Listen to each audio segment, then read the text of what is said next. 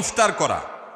রোজা রেখেছেন কিন্তু ইফতার করেন নাই, রোজা হয়ে যাবে কিন্তু সুন্নত আদায় হবে না, এজন্য ইফতার করা একটা সুন্নত। আল্লাহ তাআলা আরহামুর রাহিমিন, এমন একটা মাস রমজান মাস, সারা বছর কিন্তু আমরা নাস্তা করি, সারা বছর যেটা নাস্তা করি রমজানে সে নাস্তাই করি। পার্থক্য হলো সারা বছর নাস্তা করি সকালে, রমজানে নাস্তা করি সন্ধ্যায়।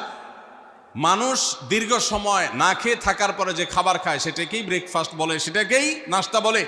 আরবিতে যে ইফতার বলা হয়, এই ইফতার শব্দের অর্থ কিন্তু নাস্তা।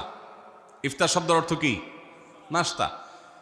সারা বছর নাস্তা খেলে কোনো সওয়াব হবে, কিন্তু রমজান মাসে আপনি যদি সারাদিন উপবাস থাকার পর সন্ধ্যায় ব্রেকফাস্ট করেন অর্থাৎ ইফতার করেন, তাহলে আল্লাহ তাআলা আপনাকে সুন্নাত পালন করার সওয়াব দিবেন।